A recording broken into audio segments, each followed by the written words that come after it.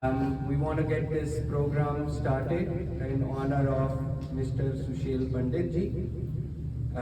He is the main star of the event today.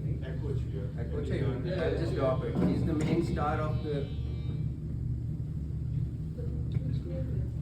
Is this okay? Yes, much better. Much better. Yeah, he's the main star of the event today, and we are honored to have him here. But a few things. We have a couple more people joining. They will come here and join with us.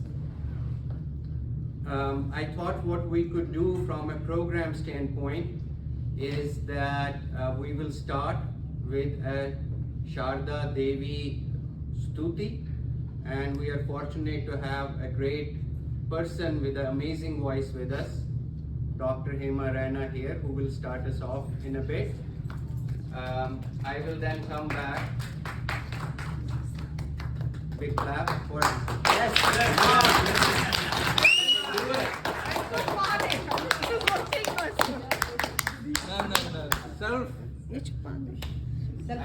I will then come back to coordinate introductions of everybody here, including my introduction, which I will save for after the Satuti here, Devi Satuti here.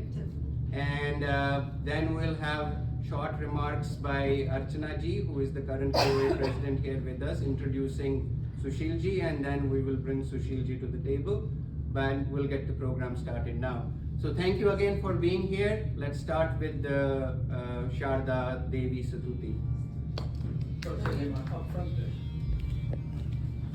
If it's big, echo कर रहा है? Hello.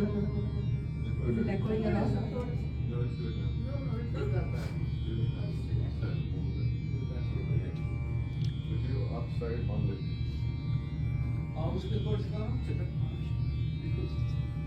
Move. Hello, hello, hello. That's good. Hello, hello. Thank you once again. You know that this zone is very dear to my heart. So I moved to zone 3. Now this has become my matamal, as I say. So I will start with the stuti.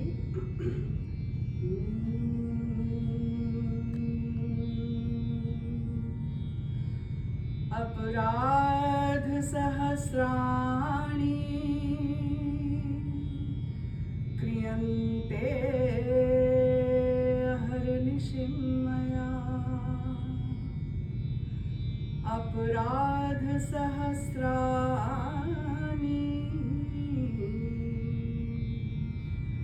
क्रियन्ते हरनिशिं दासोऽयमिति मामत्वा क्षमस्व मां परमेश्वरी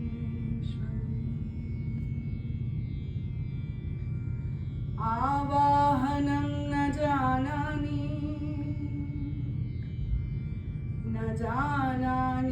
विसर्जनम्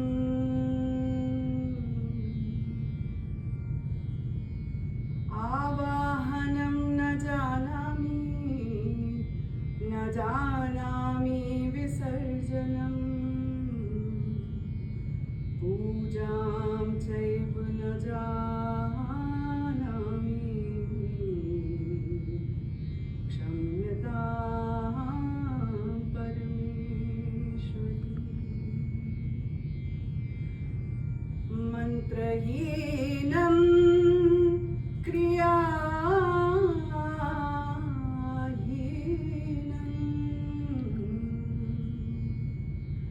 भक्तिहीनं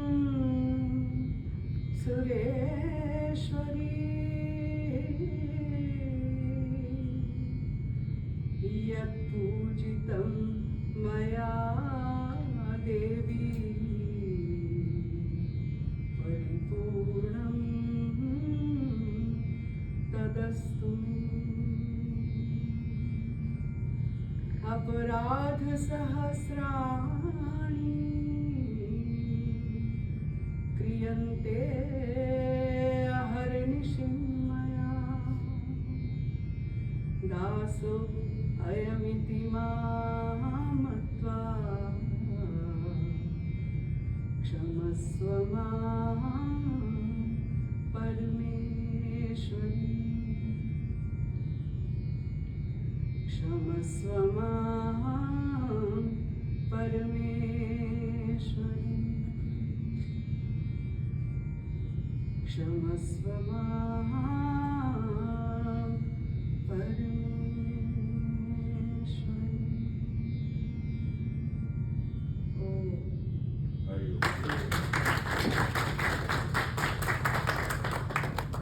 Thank you, Hema. Very nicely done, as always. I need this.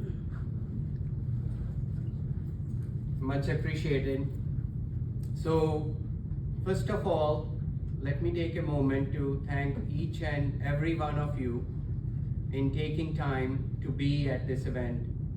It's a busy weekend, it's a Sunday, lots of activities at home, but you guys are here in honor of Mr. Sushil Pandit, and that's really appreciated. I have to also thank the organizers for this event, Sachin Paul, who always is there for me to help me. We had a last minute emergency with our country club and we couldn't do it there. And he calmed me down, he said, relax, I'll find you an alternate location. He got on the job the next morning and found me an alternate location.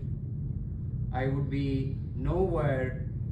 My radar is Susan Marks, my secretary, and she is here. And she picked it all and helped close it out in terms of all of the food selections and everything else. And she is here on a Sunday making sure that the event goes successfully. So with that, what I thought we could do is start with introductions of people. It's a small group of people here, and we would all like to know each other. The concept was the following: when Archana Kokroo called me, and she is the current president of Kashmir Overseas Association. I'm saying it because there are some people who are not Kashmiris here and they need to know. So Kashmir Overseas Association is a Kashmiri association that has been here for decades and decades. We have an ex-past president here, Mr. Lal Vakh. I think he was instrumental in starting the organization. And it has mushroomed into a force by itself where it is focused on the cause of the Kashmiri community, but in general, the community in general. It came to light when we had the COVID outbreak in 2021 in May in India, and how everybody pulled together, whether they were officers or just regular members, came together in creating an organized relief for India, and successfully we were able to deploy hundreds of oxygen concentrators back in India, back home, and save some crucial lives. She called me, and I'm the current chapter zonal director. I'm on the KOA board. She called me and she said, Mr. Sushil Pandit, who had the honor of meeting earlier as well, said he's going to be here and he is on the path of an incredible mission. So the mission is the following. I am pretty sure by now all of you must have seen Kashmir Files and the genocide that ensued with Kashmiris. I am not going to steal the limelight of what Mr. Sushil Pandit is going to say, but this wouldn't have been the first time that genocide happened to our community. I will probably get the historical facts wrong, but it probably was the 7th time that we had a genocide for our Kashmiri Pandit Hindu community. And we are very thankful to Mohanji here and there's another organization, JKPD, Global Kashmiri Pandit Diaspora, who was instrumental in working with Vivek Agnihotriji, who is the director and producer of Kashmir Files, in bringing it forward. and the broader Indian community for the first time got to know what really happened in Kashmir. Sushil ji has taken it on himself to make sure that the message of that genocide, the atrocities that were faced of the genocide, are known by the broader world and also by the broader Indian community. He is carrying that torch forward as an activist and making sure that people know about all of the horrific events that happened there, which is pretty incredible and very much appreciated, Sushil ji. Let's give him a big hand.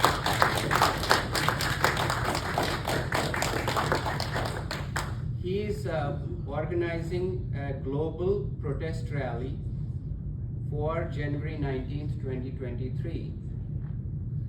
So coming back to the KOA conversation I had with Archana ji, she wanted my help in organizing community leaders. This event is a small event by design because we want to talk to each one of you. Sushil ji wants to talk to each one of you and request your support. You have a lot of influence within your communities. Request your support in rallying the troops for a January 19th protest in Washington, D.C. By the way, he has been here in US for 2 months. He has been in London. I think he was in Australia or is going to be in Australia. He is doing the same thing in every major city, talking to community members there and making sure that we can have a global protest rally on January 19, 2023. So, sorry for the little long explanation, but I thought you guys should know why we are all here and what we are here to do. A little bit of my introduction. I'm Ashish Kachru. I am a Kashmiri in exile, just like many of us Kashmiris here who are in exile.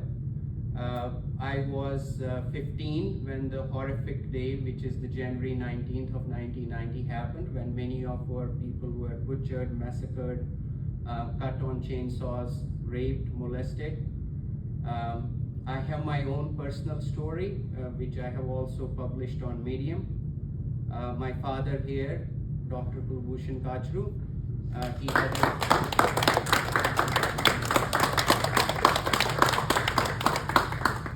he had an attempt on his life. He was principal of a degree college in Kashmir, in Sopore. Fortunately, he survived that attempt.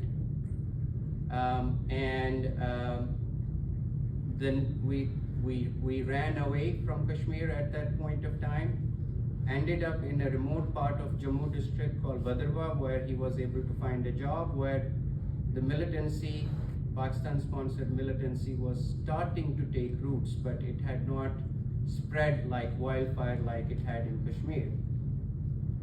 Well, that meant that for the next, I was in 10th grade, I had just gotten into 10th grade.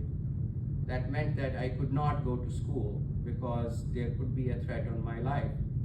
So 10th grade, 11th grade, 12th grade, I studied myself in a room with the help of whatever books I could get. I never went to school for 10th grade, 11th grade, 12th grade. But the nightmare was not over. When I was in 12th grade, fortunately in some cases, I guess I was in Jammu, or maybe it was unfortunate that I was in Jammu city. I got the news that both of my parents have been taken hostage by militants in Bhadrawa. What ensued was the worst nightmare of my life. Fortunately, for the good work that he had done, he would send lots of kids to college for free.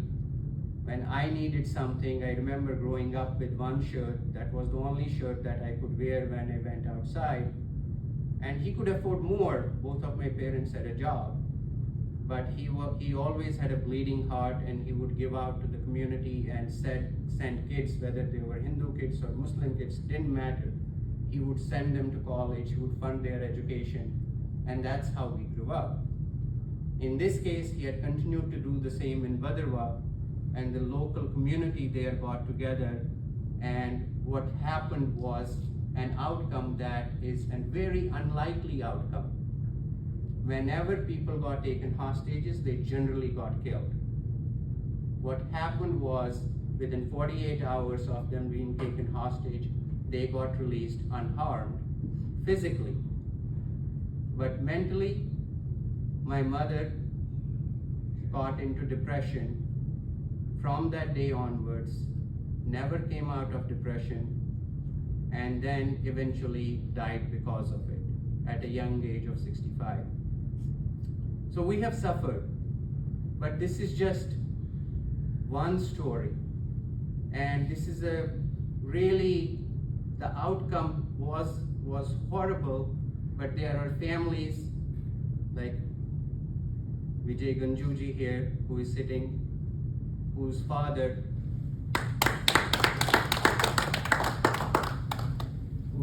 was shot dead, point blank. And he was a community leader, he was an activist, he was a judge. He had held somebody who had done horrible crimes accountable, and because that person was a sympathizer of militancy and terrorism, his father had to pay the price by getting shot dead. If we don't learn as a community, as a broader community, from what happened to us within India or within the rest of the world, I can promise you that these stories are going to repeat one after another after another.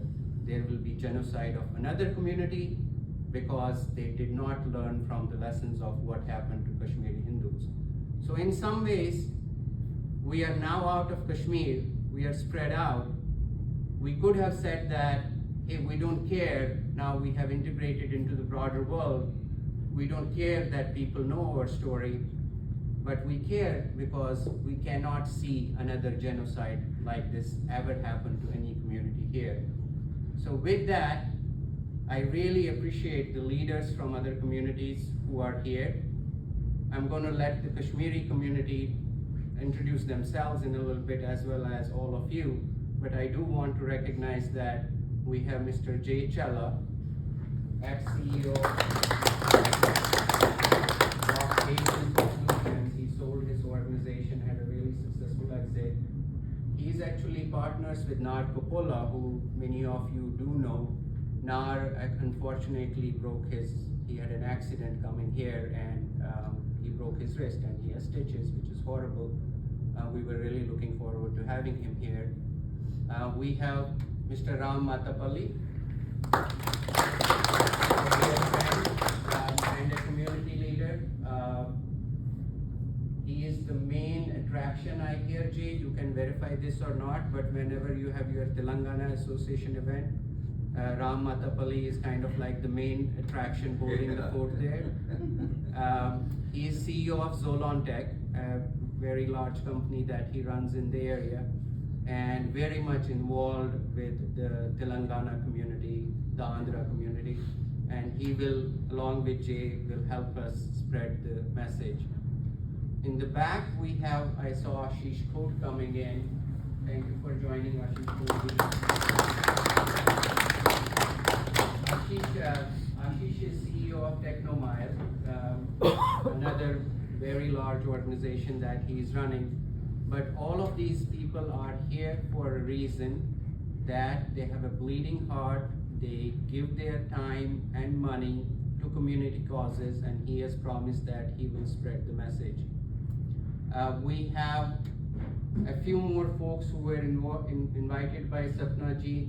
Niti Srivastav, she is the Executive Director of Indian Cultural Association. And Sanjay Srivastav Ji, where are you? He's the Director of He's here as well. We have Pratap Verma Ji. And can you please and in the back I see somebody else. Barinder Sapa Ji. Papa from Very good. And you are with BH. विश्व Hindu Parishad America. Yeah, आप Cincinnati में? मतलब मुझे जाना था लेकिन वो programme cancel हो गया, so that's why I'm here. Oh, it is amazing to have you. Thank you so much. He is the president of Vishwa Hindu Parishad. Thank you for joining. Did I miss any non-Kashmiris here? Yes, please. I'm also going to give the mic to everybody to introduce, but please go ahead. Please go ahead. Well, thank you for inviting me today. My name is Pradhan Verma. I'm the Commissioner in Montgomery County for Park and Planning. I'm very interested in the Kashmiri cause. I'm currently doing a digital collection of stories from Kashmir so we can archive them and put it in the Maryland State Archives for history. And I'm also working on a higher level project of putting the first memorial for Kashmiri Pandits in the DC area.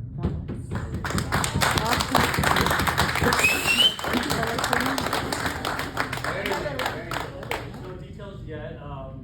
Keep this mostly to yourselves because there's always a concern that people who still think that this did not happen would not like to see something like that. So we're excited to do that and trying to get people of my generation interested in this issue because many of them don't understand or have misconceptions about what happened. So thank all of you for your support. God bless you. Thank you. Gulati. Oh yes, Mohinder ji. We have Mr. Mohinder Gulati here as well. Had the pleasure of meeting him yesterday, and he had things happening this morning which he cancelled to be here. He is the ex-chief operating officer of a certain wing from World Bank, has had very important positions in his life, and is now very involved in the community and wants to make sure that he can help in any way, shape and form to help with this protest rally. Thank you, Mr. Mohinder.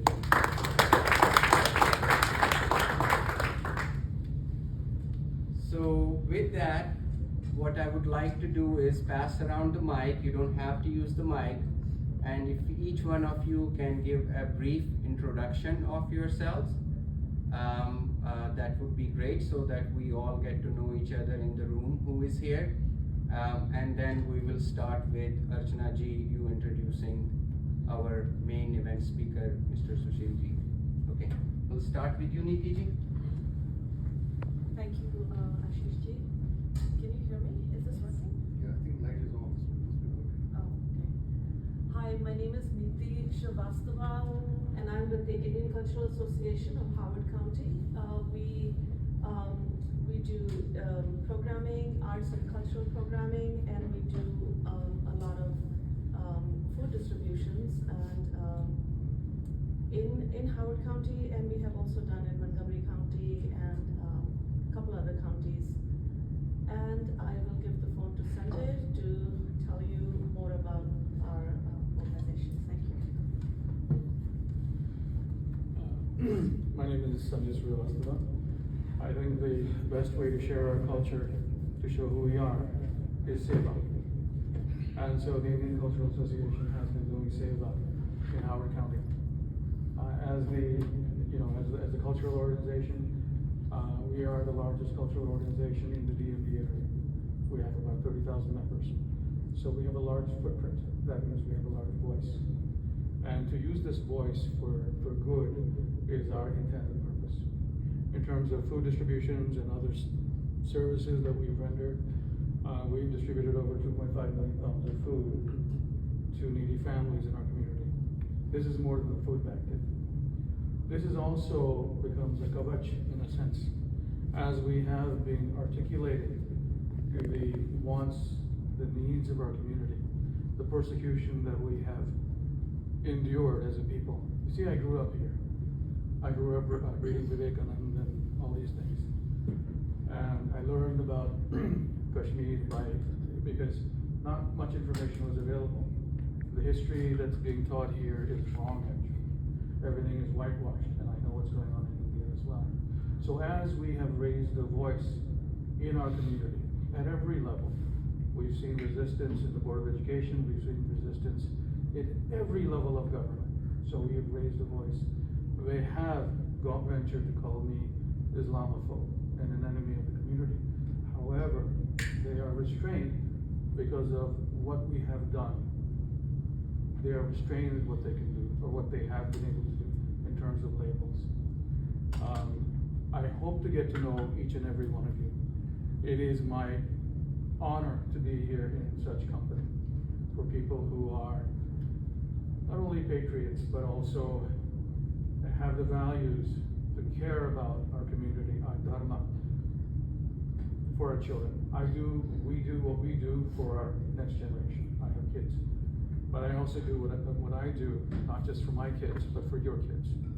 Because the fight is about true equity. It's about living with respect for all communities. So the fight, we have to join together. We have an internship program. We're trying to expand these values into every school in our county. And we're trying to build alliances.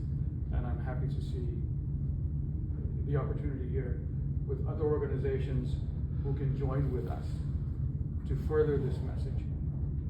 I've taken enough time. Thank you so very much for allowing me to be here. October 9th, we have an event. Please, everyone, take note of it, and please come if you can.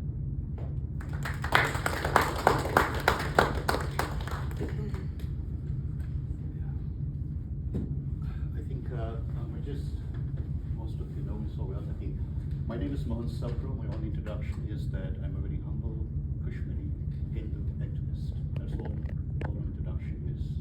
Nothing more, nothing less.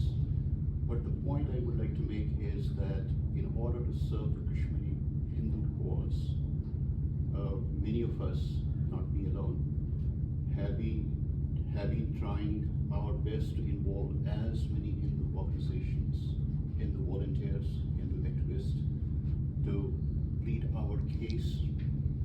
I know I can name only a few of all of you have contributed, and one way or the other. And I think one thing which we really have to get out of is that this is a arrows are coming on us from the Hindu community, Hindu Kashmiri community. This is a multiple wounds being attended by so many people as volunteers. That's the reason why we cannot have one individual, one We organization. cannot hear in the back. Mic is not working? Mic is working. You have to louder. Louder. So, You have maybe I'll start shouting. Yes. Wait. You have to kiss the mic. Okay. Literally kiss the mic. I'm not joking. Okay, so now we're going tell us kind of. Raise your voice. Can you hear me now? Yes. Okay, I really want to bring back to this that here is really a group of people who will contribute this community in different forms, in the form of KOA, in the form of activists, all of them. And I think the only point I really want to make here is that we many times get caught up that this individual is organization A, this individual organization B, this organization C. Actually, we are not organization per se, we are the activist at heart. But since no single individual or no single organization can do this task, which is really a mammoth task to be done, what we really all need to do is to use different tools for the task to be done. There may be a time when KOA can take the best lead in addressing an issue, and all of us need to go there and support it and be part of it. Sometimes leading from the front, sometimes being in the middle, and sometimes being behind, maybe unseen. That's the point. Then there are organizations like we have Hindu organizations here, many of them, who are doing magnificent job. Yesterday some of you met Krishna, some of you met Karl. Today you met activists from there. They are doing amazing job on part of Hindus.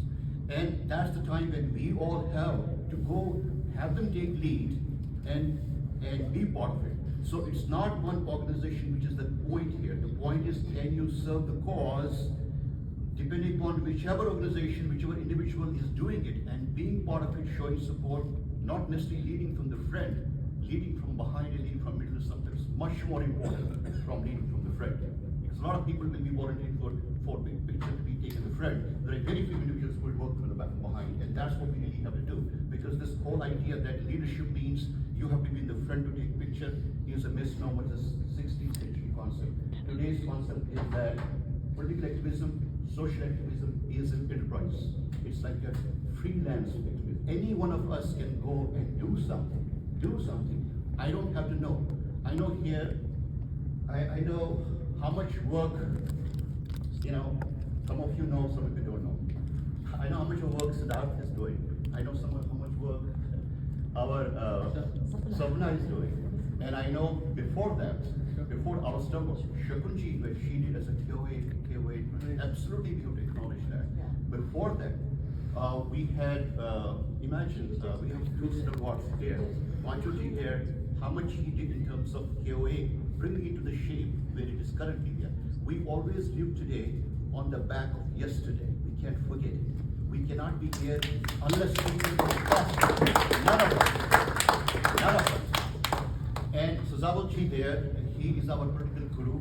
Many of us are like toddlers in this. Absolutely, because the path he has gone, I many times have interaction with the Indian Embassy and other folks, including, by the way, External Affairs Minister is coming to Washington, D.C. It's an honor for Kashmiri community that we have been invited for an interaction with him. I'm going for that in order to have some dialogue about Kashmir at least being talked about. And we have a session with him dedicated for that, which is good.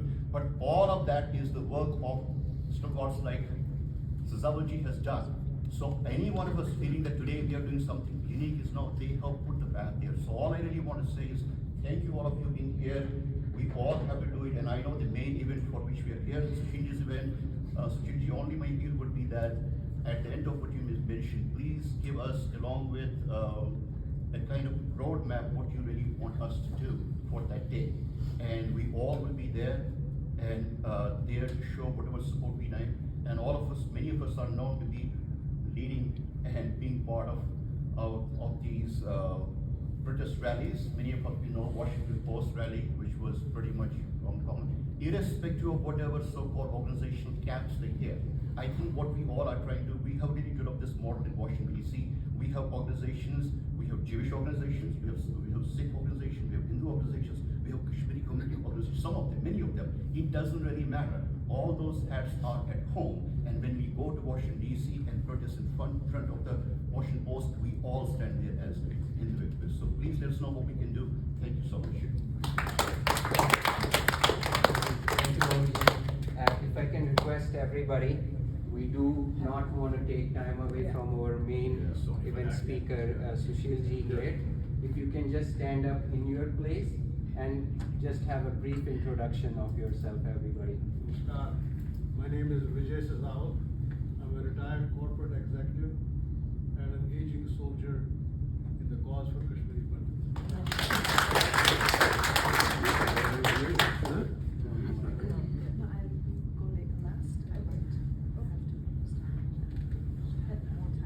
Hello, namaskar. I'm Sujata Bardar.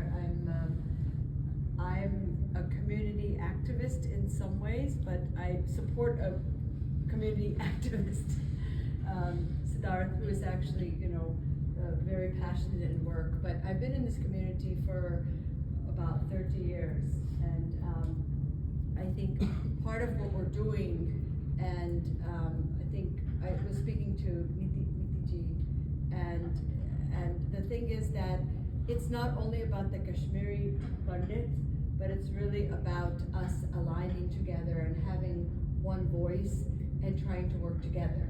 And what I do believe in is doing community service. I think that's really important. It's interestingly, we learn, our boys were in Boy Scouts, and you learn how passionate, you don't have to be a Hindu, how much work they do and how much work you can do for the community.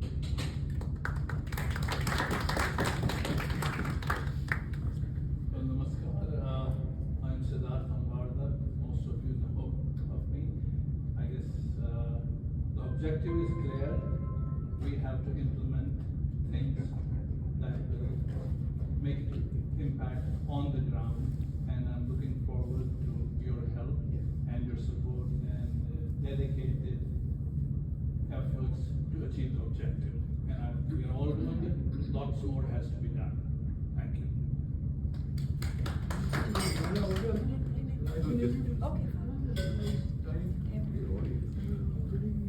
Good morning, everyone. I'm Jayant Challa.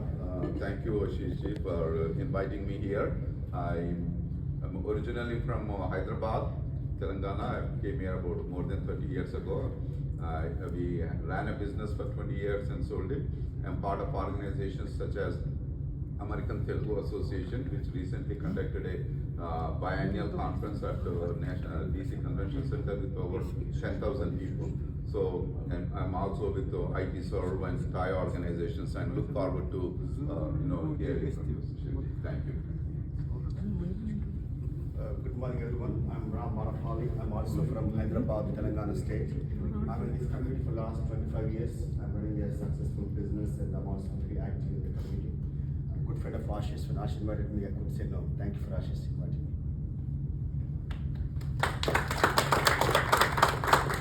Hi everybody, my name is Sachin Paul. I'm from Baltimore, Maryland. I am a first generation victim of the Kashmiri genocide. I was 11 years old when it happened, and I also run my own business in Baltimore, Maryland, and whenever needed by the community, whether it's Kashmiri or Hindu, I stand up with my both hands. So that's who I am. Thank you. Hi, I'm Rajiv Kachru. I live in Northern Virginia, Kashmiri Hindu, and a social activist. Thank you. Namaskar, my name is Mohinder Gulati. I retired as Chief Operating Officer of United Nations Sustainable Energy for All, and I was advisor at the World Bank. I have retired, and with another two friends, which is Dr. Sampath, who was the former Chief Election Commissioner of India, and Amulya Charan, who was CEO of Tata Power Company. Three of us have started what is called Global Hindu Temple Network. We have just started that, and this is an attempt to connect all the temples, Hindu temples around the world into a network for real-time information sharing, create shared information, create shared awareness, create shared consciousness, so that provides a fertile ground for coordinated and synchronized action in raising our voice against this genocide that happened. I've lived in Kashmir for 3 years, so it's very close to my heart. I'm Kashmiri by adoption in that sense. And therefore, we don't want this 8th Exodus to happen, not in Kashmir, not in India, not anywhere else. That's the attempt. That this is what that's the network that we have launched. And I invite all of you to just Google Global Hindu Temple Network. You see the site. Even if you can't do anything, just sign up to get information, so that you will keep on getting regular information from us. And if you can volunteer, we don't want money. We just want you to donate time. That is most precious. 2 hours a week at a minimum. Donate your time. That's all that we need. You're depending on your skill, your interest, and your commitment. We will work out as to what is that you can do. You don't have to go anywhere.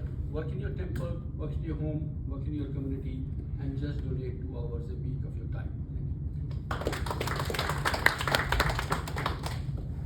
My name is Upendra Singh Bhakna. I have 2 identities, but I'm not confused about either. I'm Kalpana's husband, that's one. And I'm not Kashmiri Pandit by birth, but until Kashmiri Pandits get full justice, I am a Kashmiri Pandit.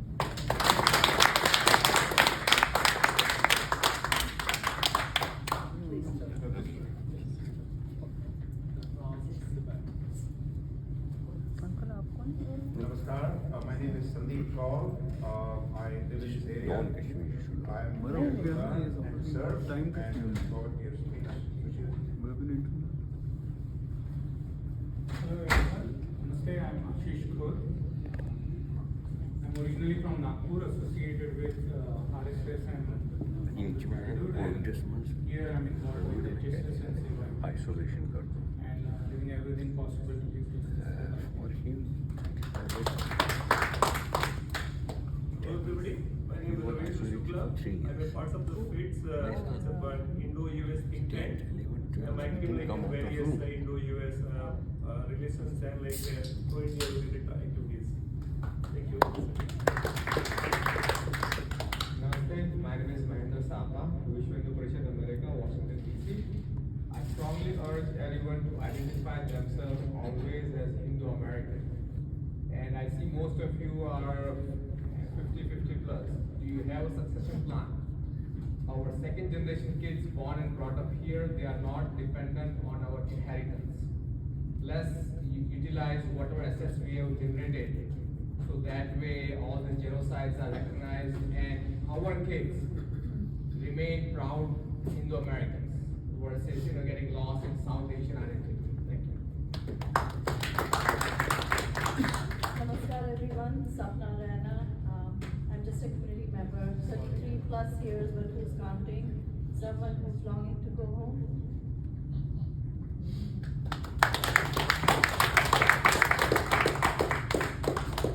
Take my kids back, not as tourists, but as somebody that they belong to. And I'm emotional because it's very overwhelming to see all different groups come here together.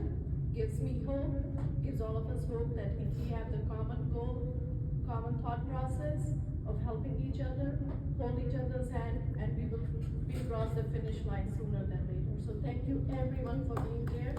Thank you Sushil for being the point here. Really, really appreciate it. Zuchum Brahman Gargatsaha. Once again, my name is Pratap Verma. I'm the commissioner here in Montgomery County, Maryland. I'm a first generation Indian American. My parents immigrated here in the 60s.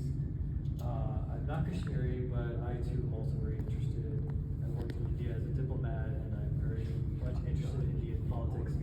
One of the things I've noticed with my generation per se is that there is not an awareness of what's happened in Kashmir. And unfortunately, many of the people who may identify as Hindu-American have adopted a certain, maybe we could say Congress-related kind of identity back in India, where they're just politically, being so correct that they don't understand the true history of India. And so I think one by one we can make a difference. I'm currently working on a special project where we're capturing the stories of Kashmiri Pandits that live in Maryland, the DC area, so we can put it as part of our history, digitally recorded, so no one can say that these stories did not happen. So I think it's really important that we do that. And I'm also working on a special project where we can actually create the first memorial for Kashmiri Pandits, so we can all come together and, not necessarily always has to be a sad thing. It's a celebration that we are together, that we are supporting each other, and more importantly, getting the next generation involved. Kudos.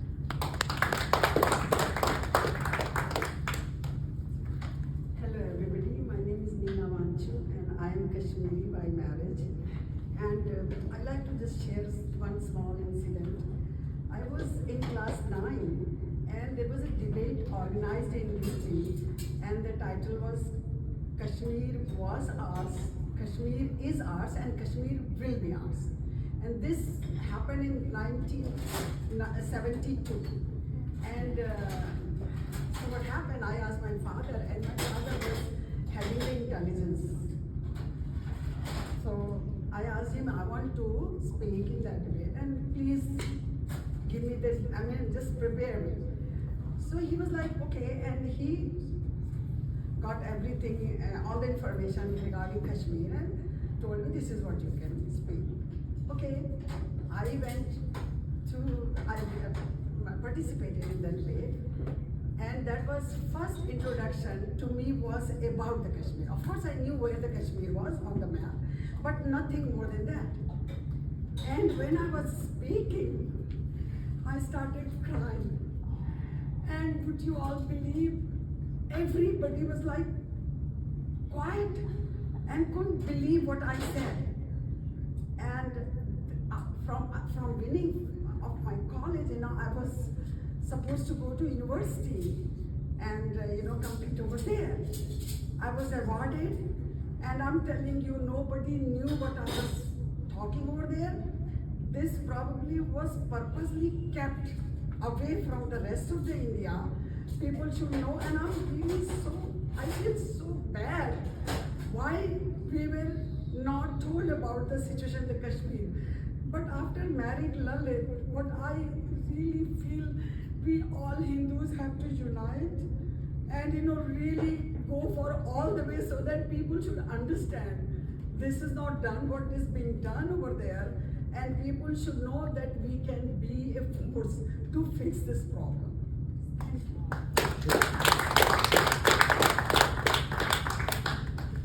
I will keep this short. I am Rajat Malik. I am a gastroenterologist. My mother was a Kashmiri Pandit and my wife is a Kashmiri Pandit. Yes, what more? Hi, my name is Lalit Manchu. I'm Nina's husband. Oh, that's awesome. That's it? Yeah. That's his identity. He doesn't need more than that. Okay. Namaskar everyone. I am Shukun Malik. I have worked with the community for many years, and being Kashmiri is who I am. And working for Kashmiri cause is what is the mission. After my being professionally physician, being Exodus, after the Exodus, that the 370 was abolished while I was KOA president, and so Sushil was our first person who came for the symposium. So it started from there. So now, after finishing my tenure, my focus is on Kashmiri women who are still in refugee camps. So the organization is only a year and a half old, Hema. We started as 5 women. We now have over 100 women working with us, and we're just focused on I don't have time. I don't want to take the whole from this, but I'm very proud that in a year and a half, our organization has been recognized by UN. So that is a good thing for me.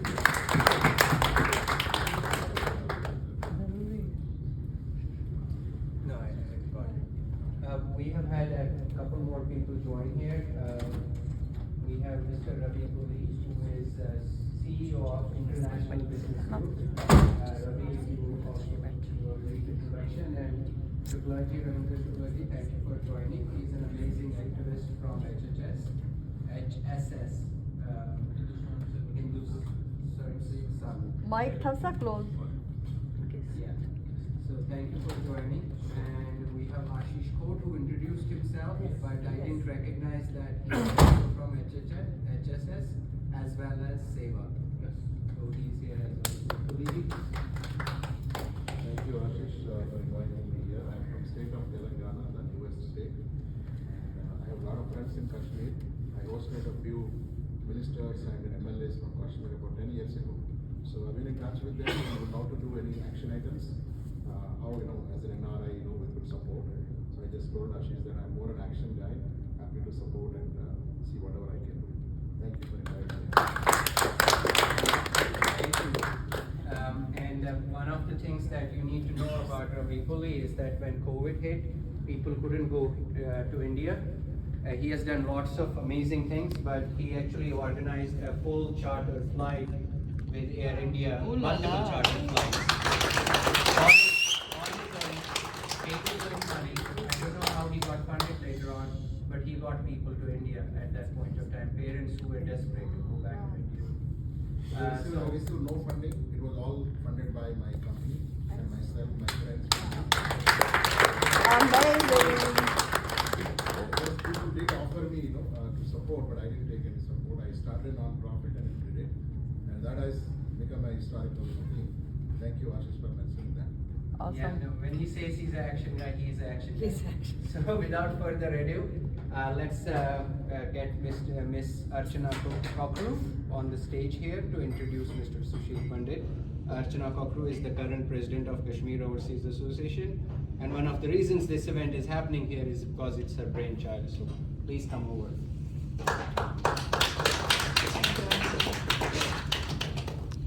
Thank you so so much, everyone, for coming here. I'm going to, pick some names here. I know that hopefully I can cover all of them. First of all, this is Sunday morning, and you would rather be sitting at home, with your families and stuff. So this is an honor for us, so that you all have, chosen to spend this time with us. I thank my community leaders who have paved the path for, leaders who are going to come after me. So let me thank Mr. Vijay Sazawa, who is a stalwart in our community, Lalatji, one of the very first presidents, and Shakunji, who has stepped out. She was the president before me. I'm going to thank Mohanji here. And of course, let me also start thanking some of the community members. Ravi Paliji, we just heard the story of your amazing humanitarian acts that you have done. Thank you so much for doing these. We have Pradhan Varmaji, Ravinder Shuklaji, Mohinder Sapaji, Adish Khud, excuse me, Ashish Khud, Upinder Singh, Mahinder Gulati ji, Ram Matapali ji, Jayant Challa, Niti Shrivastava, and Sanjay Shrivastava. If I have forgotten anyone else, please excuse me. As you know by now, that the objective for this meeting is to get people like you, who are the leaders in that community, to support the mission that Sushilji is on. So I'm reminded of the Mahabharata, when Bhagavan Krishna had to go village to village, Rajvada to Rajvada, state to state, to ask for help so that they could fight the war for the Pandavas. So here we are asking for your help, because the mission is much larger than us. Kashmiri community, Kashmiri Hindu community is a small community. We obviously cannot do this on our own. We haven't been able to do this on our own. We obviously need your help, everyone's help, and we really appreciate. Sushilji has been traveling across the world. He has spent months in London, of course, more than a month here. And for some of those stops, I was with him, and some he traveled by himself. But the objective basically is that we are garnering support for our next Exodus Day, which will be the 33rd Exodus Day on January 19th, 2023. We want to make it a global event. And the reason for that is, so far we have done these practices, or we have commemorated these events in silos. We all do it. We all, get our community together and we speak about our, tragedy. But this year, Sushilji thinks that we would make a much larger impact if we collect the Hindus of the world, global Hindus, together and tell our story. And I think that's the right way to go. And so when he approached me, I was more than happy to say that I will do whatever we can, and the community will do whatever we can to, raise the awareness, which, as we have already mentioned, a lot of awareness has been raised after the movie The Kashmir Files was released. Many of the people who did not know our story then started asking questions. And again, shockingly, many of the people from Indian origin did not know what happened to Kashmir. So now that that has been broken, the myths that have been created in the past 30-some years now is relatively broken. I think that the mission is to take it forward. And that is why we have the icons of our community here. Sushil Pandit ji, he is an activist. He has basically been the face of the struggle of Kashmiri Pandits in the media and everywhere else. He's a contemporary historian, and if he starts to speak on any subject, you'll be amazed how much information he has in his brain. I wish that I had only a sliver of that came into my brain, but he's a walking encyclopedia, not only on Kashmir, but you ask him anything about India as well. Having said that, he is obviously on a mission, and the mission is to raise the awareness, the global awareness, for not only what happened to Kashmiri Hindus, because that is not a solitary event. It has been happening in history, and for Kashmiri Pandits, it is the 7th Exodus. But for Kashmiri Hindus and the Hindus of India, these events have been happening for centuries together, and no one really is talking about it. Unfortunately, the way history is written is very biased, and we all know that. I think it's time to correct that history, and here we are. So without much ado, I'm going to introduce the guest of honor, icon of our community, Sushil Pandit. Sushil.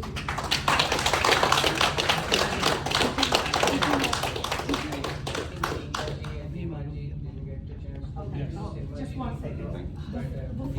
Before Sushil takes the mic, the few people who did not get to introduce themselves, these are very important people in our organization. So here we go. Namara, you can't match my. No, I can't. There is no mic, just speak up. Okay. नमस्कार, आप सबको मेरा नमस्कार है। मेरा नाम हेमा रैना है और मैं कश्मीर के छछबल प्रांत की रहने वाली हूँ और मेरी माँ सारनाथ की हैं। मैं यहाँ पे 2007 से हूँ और 2006 से हूँ और 2007-08 से मैं कश्मीरी प्रवासी भारतीय जो संस्थान है उसके साथ जुड़ी हूँ और आज बहुत सालों के बाद मैं देख रही हूँ कि और बाकी लोग भी, बाकी प्रांतों के लोग भी हमारे दर्द से वाकिफ़ हुए हैं सो मुझे काफ़ी प्रसन्नता है उस बात की। और देखिए आगे सब ईश्वर के हाथ में है और कोशिश जारी है। और सुशील जी, मेरा ये मानना है कि बूंद बूंद से सागर बनता है और वो बूंद कहाँ से आती है किसी को उससे कोई फ़र्क नहीं पड़ता है। आप जो कर रहे हैं रियली क्या बोलूँ मैं, कमेंडेबल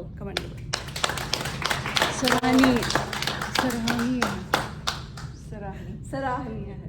पीछे से कान में बोला गया, हाँ सराहनीय है, कमेंडेबल नहीं, सराहनीय है।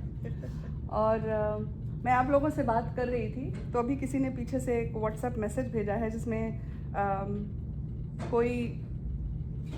मैं अब यहाँ पे सब लोग बैठे हैं तो मैं डेमोक्रेटिक म्यूनिसिपल कमेटी, आप लोग सबको आएगा शायद ये काफ़ी आपके लिए काफ़ी इम्पोर्टेंट है, VHP वालों के लिए सेवा के अगेंस्ट काफ़ी एक लेटर आई है। सो हम श्योर कि आप लोग उस पर ध्यान देंगे। But Sushil ji, once again thank you so much, there is मेरे पास शब्द नहीं है। I'm good. Do it now. Namaskar. My name is Neetu Bhatt and just a videographer for the event right now and Kashmiri hardcore, a hardcore Kashmiri Patni and just trying to do what a little I can do for my community. Thank you. So let me now introduce our chief guest, Sushil ji. Thank you so much. मुख्य अतिथि मैं पे ही होने वाली Hindi classes.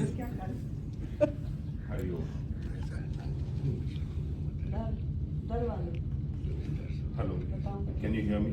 Yeah. Namaskar to all of you. Some of you missed the invocation by Hema ji, which was a perfect start for this day, for this effort. And since you missed it, I would request Hema ji to end also this session with a Lal Vakh. Oh, right. A nice Lal Vakh. Zuvchum Brahman Gargatsa. That invocation was really humbling because in that we surrendered ourselves. We confessed to our inadequacies to the Lord Almighty and sought His divine grace for giving success to our sankalpas. What a perfect way to start. I'm really grateful, Ashish ji. Where are you? Just coming. Getting another mic. All right. But this again is suspiciously like a karaoke mic. And I don't know how to sing, really. You don't need to sing, what you He's do got even more suspiciously looking karaoke mic. Yes, try this. ये इसमें echo बहुत होता है. It's like a rock star. Namaskar. Namaskar. Oh, that's better. Does it? Now you should Does it sing. work? Now you should sing. Is it okay? Yeah. Okay, fine. Thank you, Ashish. That was better. Yeah, that's Oh, that was better. Ashish? Was that better? हाँ. Yeah. This one is better. But that was echoing. This one But was It had a lot सुनाई of नहीं देगा reverb. ना इसमें? Reverberate, yeah. But is this communicating the voice there? Yeah, it can go higher also. I just did that. Namaskar. Yeah, better. Is it okay? Thank you. Ashish ji, I'm so grateful for this effort you've put together an event at such a short notice. And it's more than the number, it is the quality of attendance here, which is truly overwhelming. I don't know if I remember all the names of guests that you've invited. Neeli Srivastav ji, Sanjay Srivastav ji, my guests Upendra ji and Kalpana ji, of course, I remember. Jayant Garu, Ram Garu, and Ravi Garu. Where is Ravi Garu? He's not here. He's doing action. And of course, Mahim ji, where's Pratap ji gone? And Ravindra ji. Ravinder ji is here. Of course, I just pointed out. I'm truly grateful for your presence. And Pratap ji is here. Thank you for coming here and thank you for what you're doing. It's really gratifying for the entire brotherhood of Hindus to come together, which is the need of the hour. I'm extremely grateful to Archana ji, the current leader of Kashmiri community in America, and her team. They have been working tirelessly. She's an extremely busy doctor, very committed to her patients, and how she juggles both these roles is a sight to watch. She's been my host and I've seen her work and handle, multitask. Truly commendable. May God give you more power, more strength to handle these critical issues. It is an honor and a huge encouragement for me to have Lalit Vanchuji sitting here, Vijay Sazavalji sitting here, Shri Malik sitting here, who was my host in Washington DC 3 years back. Their presence means a great deal of encouragement and vindication, which keeps activists like me going. And of course, my hosts today, Siddharth ji, Sujata ji, grateful for all that you've done and are doing. Coming to the issue, I feel the event is over, really. You know, your presence here and to know what all you're doing is the essence of what we were here for. What I have to say now is a mere appendage to the sum and substance which has already been presented to you. Welcome back, Raviji. You have been missed.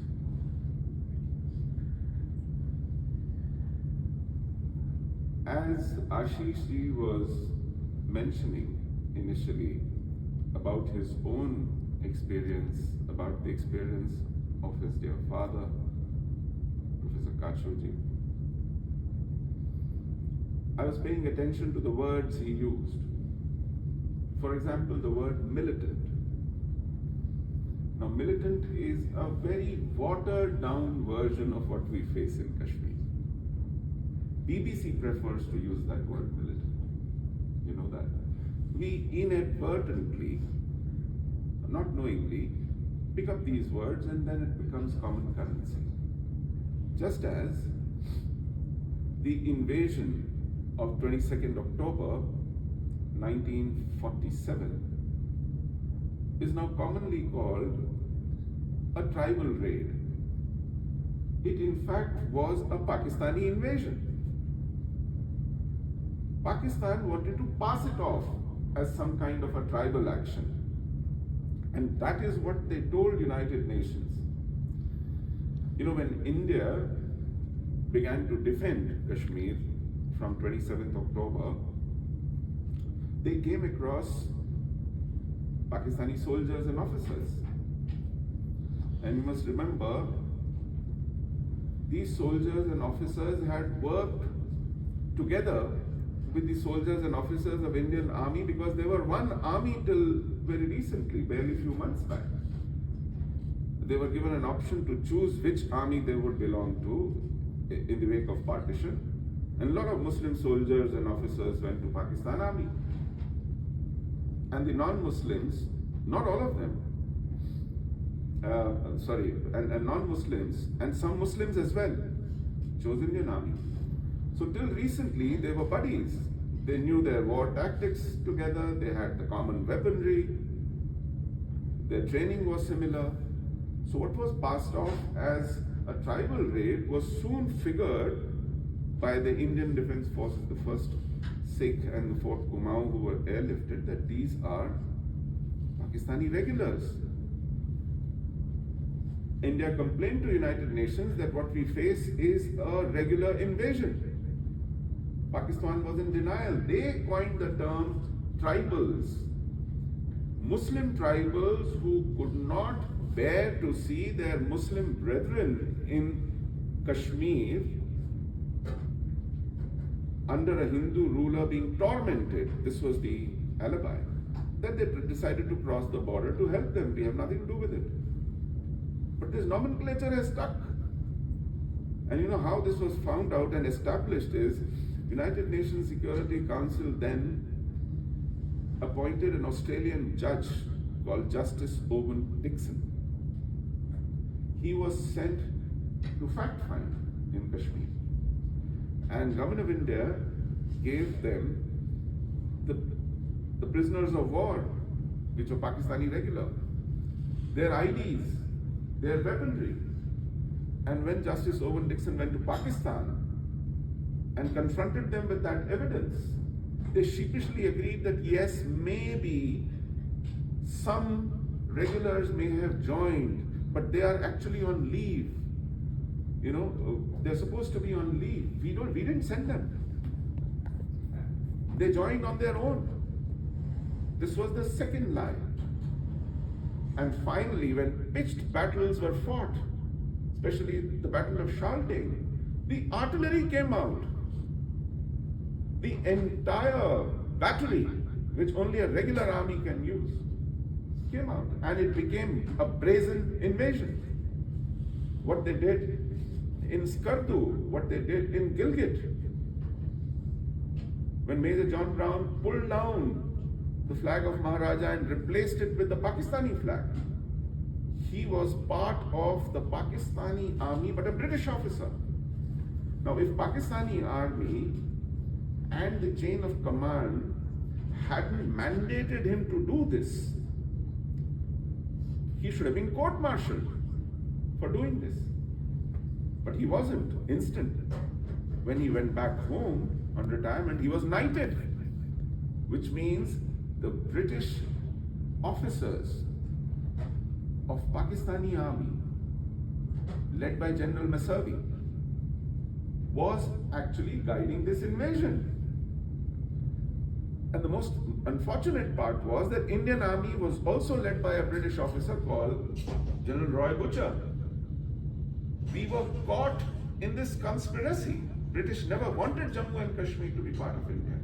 They had hatched this plan. And the best part is, it came out when on 20th of July, a gentleman called Major O.S. Kalkat, Onkar Singh Kalkat, based in Pannu, which is the now a small town in Northwest Frontier Province where there was a brigade garrison located of the Pakistan Army, of course manned by British officers. He, Onkar Singh Kalkat, had chosen Indian Army, was not yet relieved because this was 20th of July, there were riots happening and a lot of Hindu Sikhs had to be evacuated. So he was told, while you have chosen Pakistan Army, we are not relieving you as yet, you will go later. His boss, Brigadier Murray, his boss, I have accidentally pressed a button. Brigadier Murray was the only Angrez in that garrison, so he decided to go to nearby Peshawar where his other British friends were. He would party with them and leave the command to this Major Onkar Singh Kalkat, Brigade Major. A confidential letter arrives, confidential and personal, addressed to Brigadier Murray. There used to be those old-fashioned phones, so Major Kalkat calls up Brigadier Murray in Peshawar and says, there is a confidential and personal letter in your name. Should I send it across to you, or should I wait for you to come here? Since both of them had great interpersonal chemistry, Brigadier Murray trusted Major Kalkat quite a lot. He said, why don't you open it for me and read? Onkar Singh Kalkat later said, I asked him, are you sure? He said, yeah, go ahead.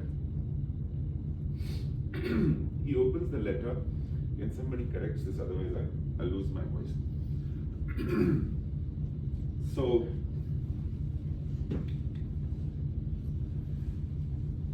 he opens, and what it has, this is 20th of July.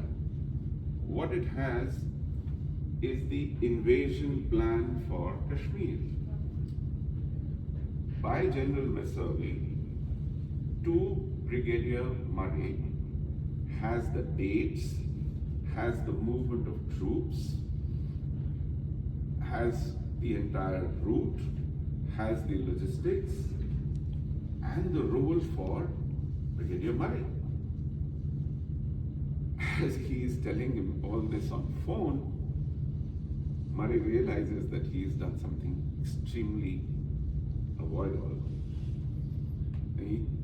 Halfway through the letter, he tells him, hang on, just put the letter back in the envelope, I'm coming right away.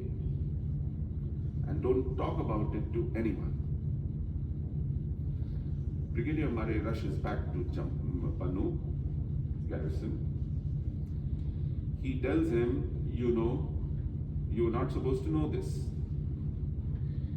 In regular circumstances, because you're going to be joining Indian Army, they would shoot you dead, lest you reveal this plan.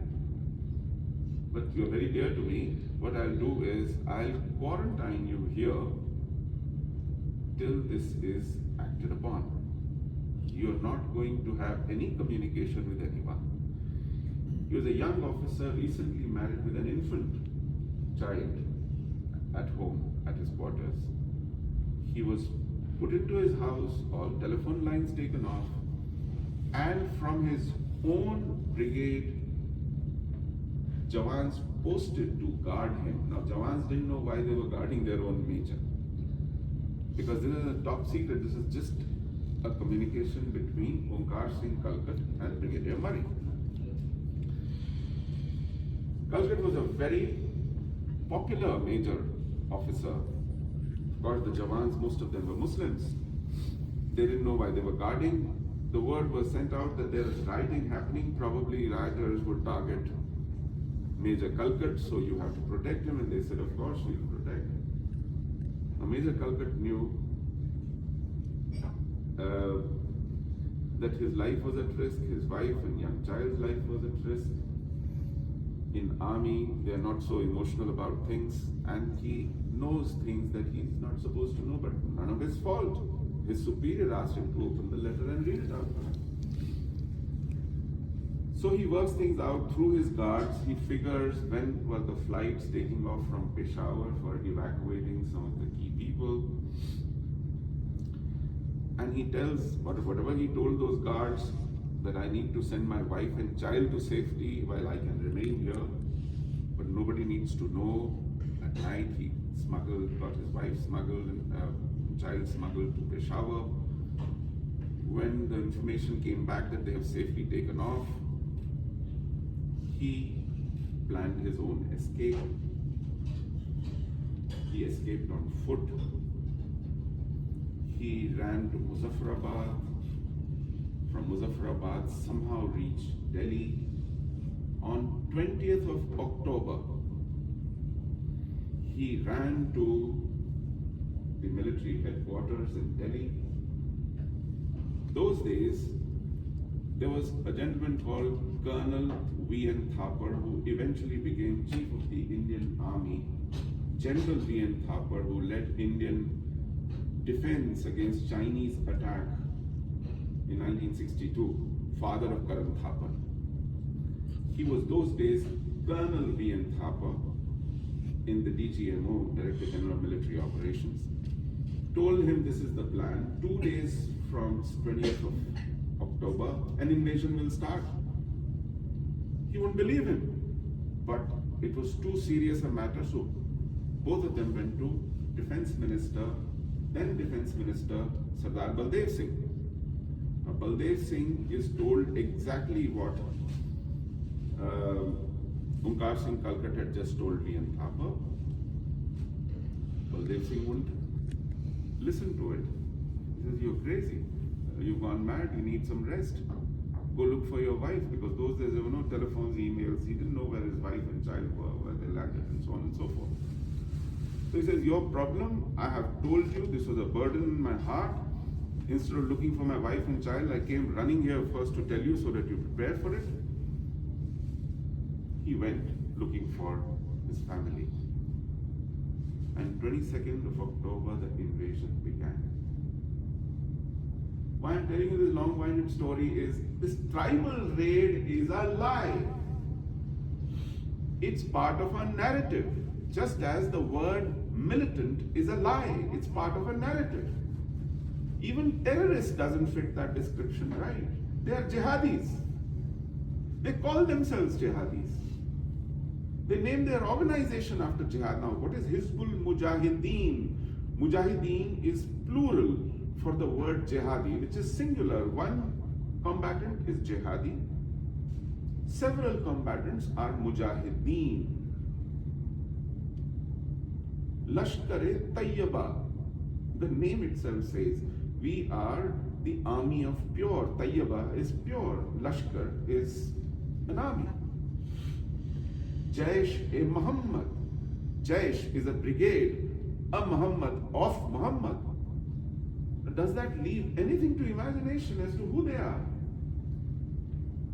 They are all coordinated by a body called United Jihad Council, led by Sayyid Salahuddin in Muzaffarabad. They call it jihad.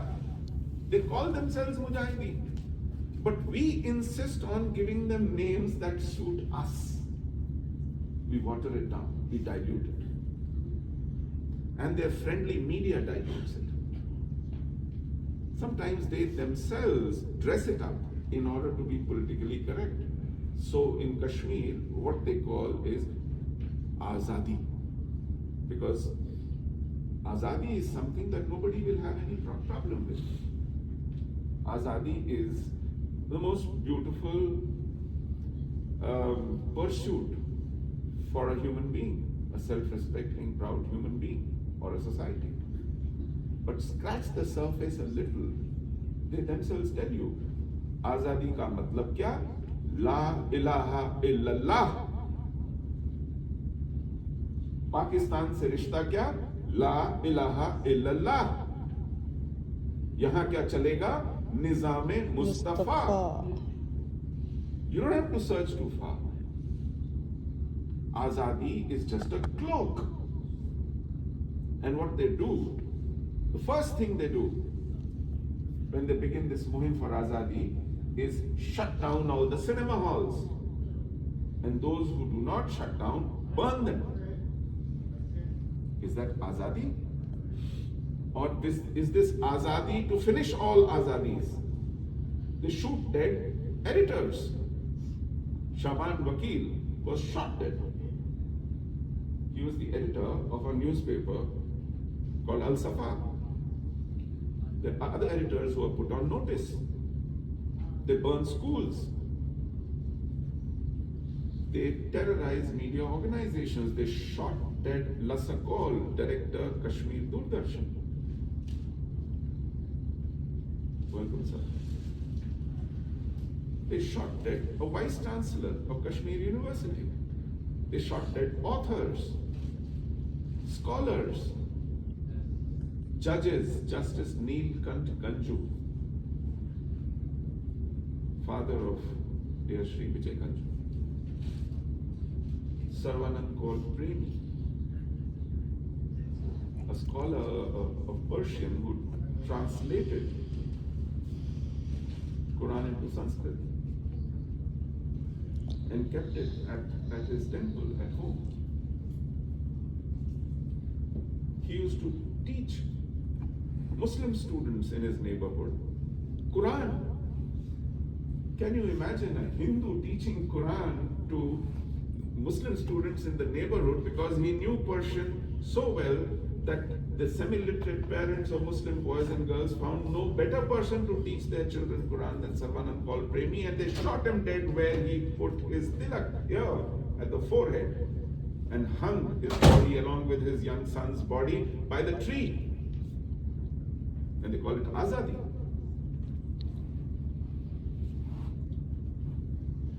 That's part of a narrative.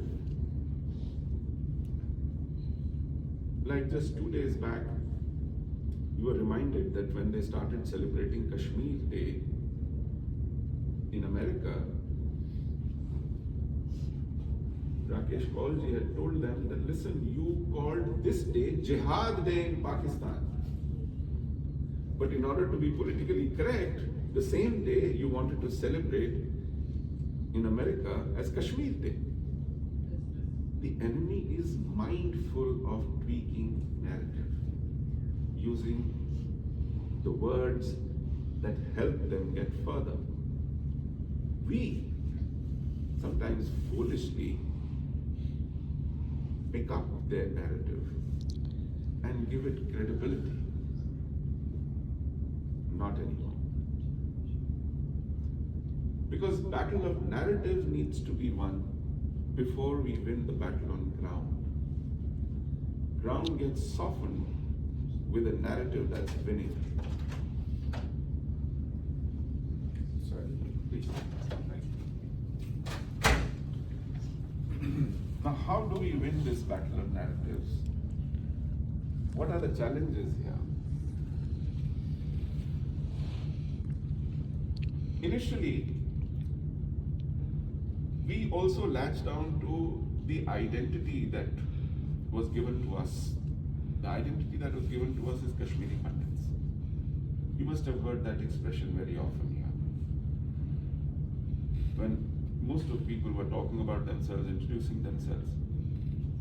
Now, Kashmiri Pandit is not what we Kashmiri Hindus call ourselves. You know, it doesn't stand to logic.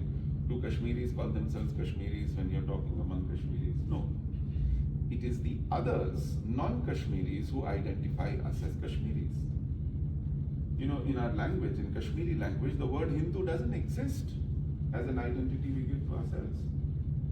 We Kashmiri Hindus call ourselves Bhatt, which is a distortion of the word Bhatt. So in Kashmir, two communities live, Bhatt and Musalman. And a sprinkling of Sikhs, maybe. So Sikh is Sikh, Musalman is Musalman. We Hindus are Bhatts, Bhatt. Yeah. what has happened is that Kashmiri Pandit has got currency, and we have happily lapped it up. So much so that for years, decades ago, people would tell us, why do you insist on calling yourself Pandits? Is there some pride in being at the top of the social hierarchy? India was trying to get caste sensitive and caste conscious. And caste was being used by our enemy as a divisive tool to divide us, politically divide us, socially divide us, sow discord and conflict within us. Because together as a society, it was difficult to take us on. We had numbers. And we inadvertently played into this when we took on this issue of Kashmiri Pandits. Very often, friends who sympathize with our stories, our facts, would tell us quietly, what happened to non-Pandits in Kashmir? Why don't you talk about them? And then I realized that even with close friends and people sympathetic, have this bit of irritation about the caste label that we wear so proudly about us, or inadvertently about us.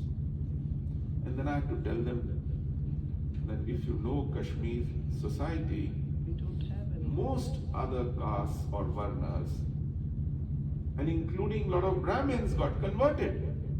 The only ones left were Pandits, were Brahmins. Not my fault. And Kashmiri Pandit is not a nomenclature we gave us.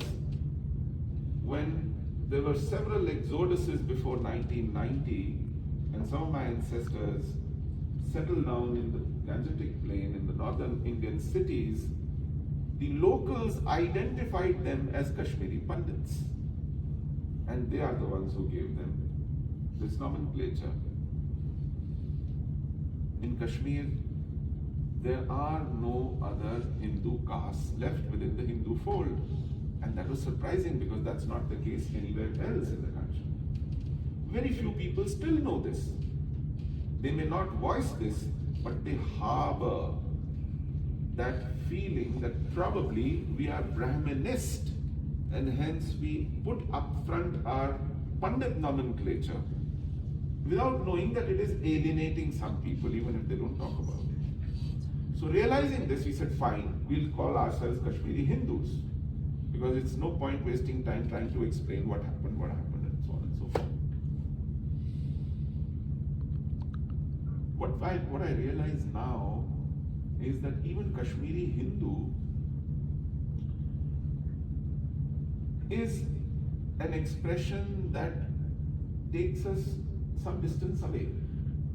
Kashmir is a faraway territory, and Kashmiri Hindu is a small community. We kept saying this, if you add up all Kashmiri Hindus spread all over the world, including those who have intermarried, if I count Meena Vanchuji as a Kashmiri Hindu, which she is proudly, even then we are not 1 million. And we live in a population of 1,300 million Indians. And I'm counting overseas Kashmiri Hindus also who intermarry. So what is 1 million in 1,300 million? Minuscule. Not even 0.1%. If we identify ourselves that way. And it is erroneous to identify ourselves that way because it looks as if what happened in 1990 was a standalone tragedy which was faced by Kashmiri Hindus. Nothing can be farther from truth. What happened in 1990 is a continuation of what has been happening for the past more than 1,000 years. It happened to Hindus in Sindh when Muhammad bin Qasim came in 712 Common Era. It happened to Hindus in Afghanistan where they are completely wiped out today. You can't find one Hindu in Afghanistan. When Ghaznis of the world overran that territory brutally. It happened to Hindus in Punjab when repeated raids by Ghazni, by Abdali, by Ghori, by Temur soaked that region in blood. It happened to Hindus in northern India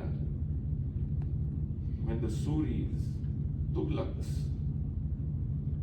Lodhis, Baburs and Humayus of the world overran that territory in blood in Malabar region of Kerala and Sri Rangapatnam in Tamil Nadu. When Bahmanis overran Vijayanagar Empire and destroyed Hampi, it happened to us repeatedly in Gujarat through Ghazni. It happened to Maharashtra through Aurangzeb. It happened all over when Bakhtiyar Khilji ransacked Nalanda. There's not one place in India which wasn't singed by repeated jihadi onslaught to Hindus of all kinds. For them, they were not targeting Brahmins or Rajputs or Vaishyas or Shudras or Chulahas or Kumhars. They were slaughtering Hindus and competing with each other and raising us a taller minaret of Hindu heads, taller towers of decapitated Hindu heads.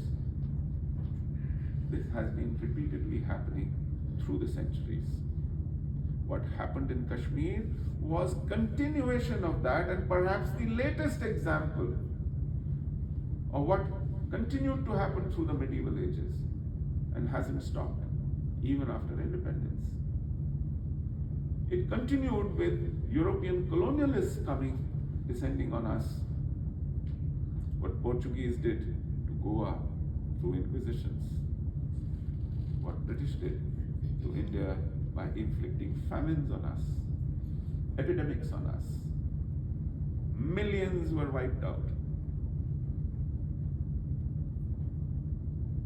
A conservative estimate is we've lost more than 400 million lives. 400 million, let that figure sink in, 40 crore at a conservative estimate. Through centuries, more than 1,000 years of continuous torment. And the bad news is, with independence, it hasn't gone away. Hindus pack their bags as we are talking. In districts of Bihar like Kishanganj, Purnia, Araria, Khagaria. In districts of Bengal like Malda, like Chobish Porgana, like Murshidabad. In a district of Orissa like Bhadrak, like Baleshwar, Balasore they call it in Orissa. In Tonk in Rajasthan, despite Yogi Adityanath sitting there in Uttar Pradesh, Kairana, Saharanpur, Muradabad, Sambhal, ironically in a place called Rampur, where we have been driven to a minority. In Assam, in Barpeta, in Goalpara, in Nagaon, Dhubri, you name it. In Ambur in Tamil Nadu, if anyone from Tamil Nadu, or Ramanathapuram, you know, that's common between Uttar Pradesh and Tamil Nadu, Rampur and UP and Ramanathapuram in Tamil Nadu. Hindus have gone into minority, are running for cover. In Bhatkal in Karnataka, Malappuram in Kerala, there's no region. You name a region and I'll give you the place where Hindus are on the run. Today, in this day and age, when we have a constitution, a secular constitution, we have courts, we have elected prime minister, we have a huge parliament, we have a vibrant press, we have declaration of human rights to which our country is signatory. None of this matters. It didn't matter in Kashmir in 1990. A 1.5 million army, paramilitary, police, didn't matter. It doesn't matter even today. You are aware there is a Sarpan Se Juda campaign on, and those who dare to post in social media that we stand by Nupur Sharma have to now apologize on a video and beg forgiveness publicly. That is the level of terror unleashed on Hindus. What should we do? What Hindus should do then? So that's what I'm coming to. In India, we have pretty much nailed this narrative. Narrative of Dara Hua Musalman. Narrative of secular bhaichara.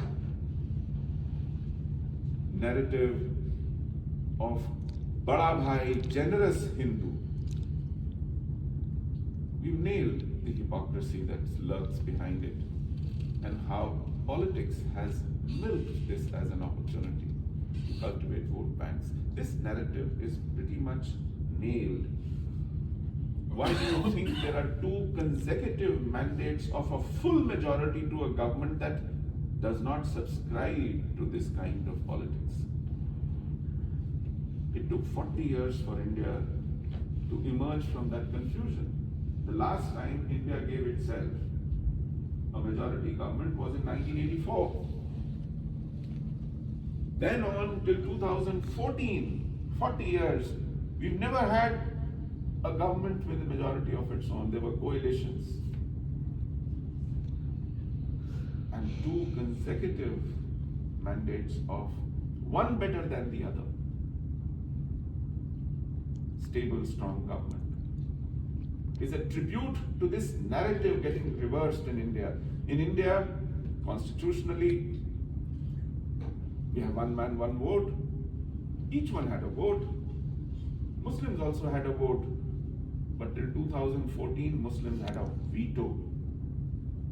Not just a vote. You couldn't think of forming a government without Muslim participation, without Muslim vote coming your way.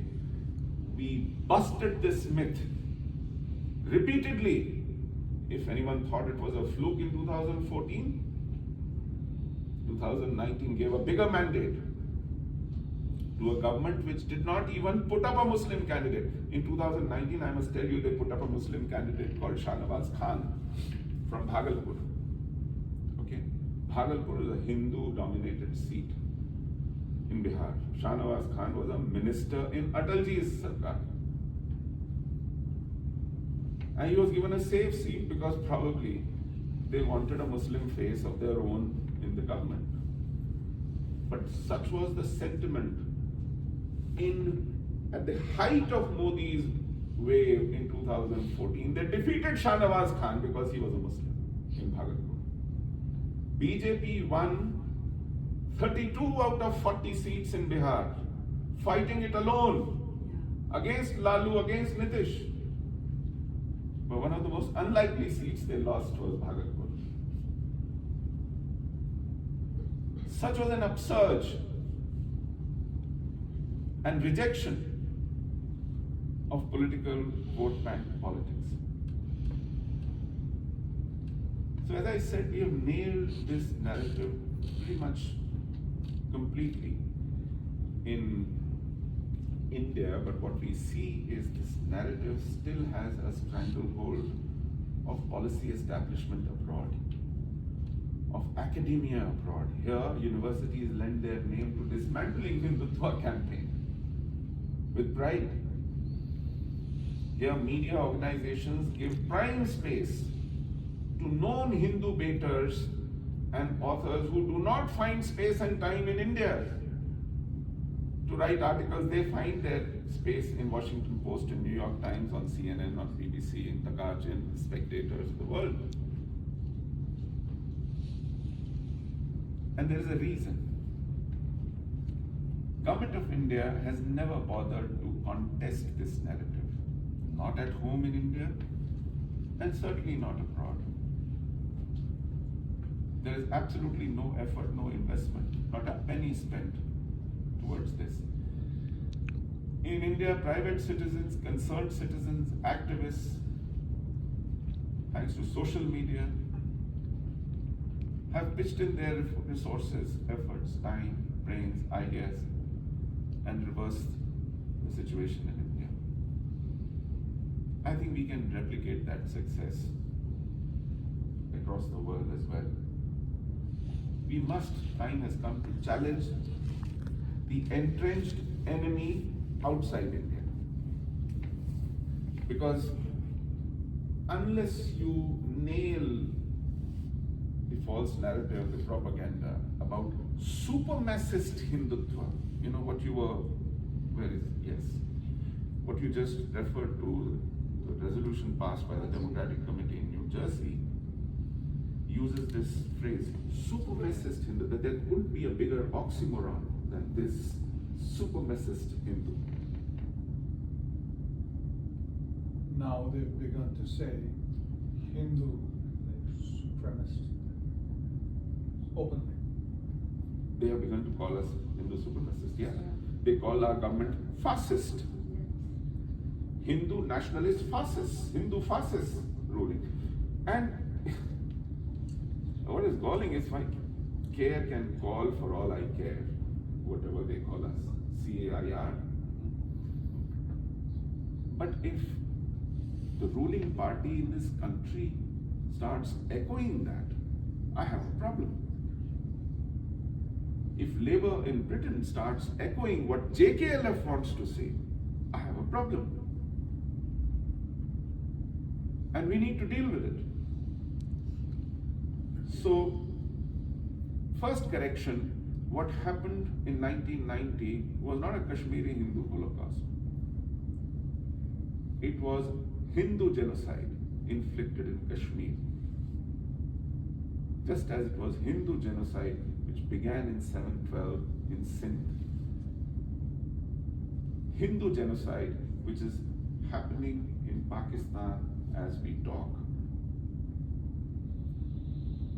A human rights organization in Pakistan has published a report submitted to the courts in Pakistan that more than 1,000 early teens girls are picked up in Pakistan every year. Understand?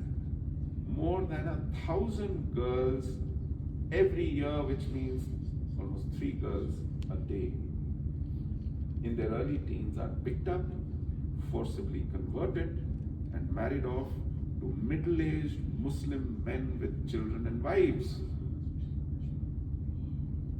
If this is not genocide, what else is? In Bangladesh,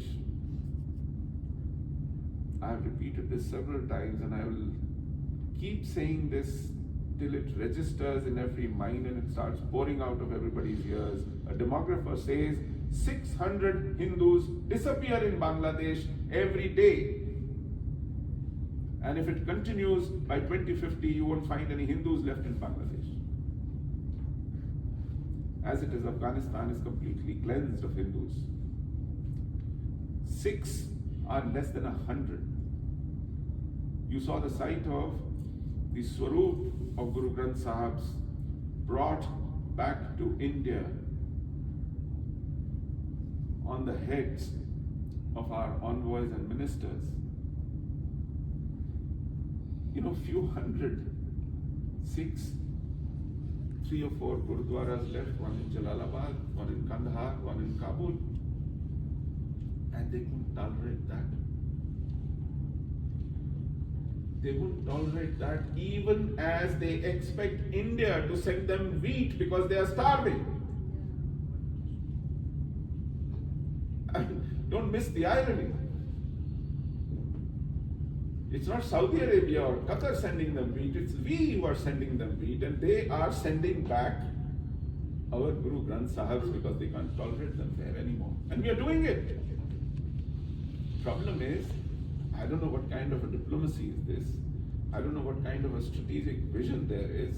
We've sunk more than $3 billion in Afghanistan building highways for them, building the building of their parliament, hospitals, bridges, hydel stations, generating power.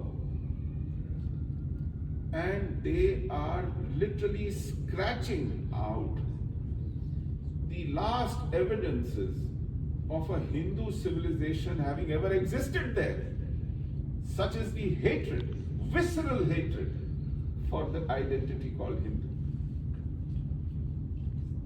And we are in denial. We don't even acknowledge that this is being done. Incessantly, ruthlessly. It is time that we call this out. So come 19th of January, which is commemorated as our Exodus Day, our expulsion day from Kashmir, we have decided, we as in my fellow activists, Hindu organizations in India, spearheaded by our largest political formation on Kashmir, in collaboration with various other multitudes of forums of private citizens across the country, to now put up front globally this phenomenon which has been much denied, swept under the carpet, not talked about, nudge nudge, wink wink, but never ever mentioned: Hindu genocide. 1,000 years of Hindu genocide. And this global conference is not going to be just one city affair, which generally a global conference is, that you fly people in, then you fly some good speakers, hear them, clap, and go back. No. This conference is going to be from all the continents and corners of the world.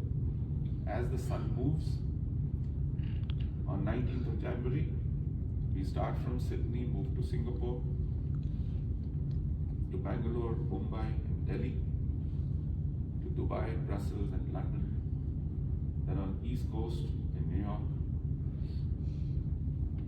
to Toronto, to California.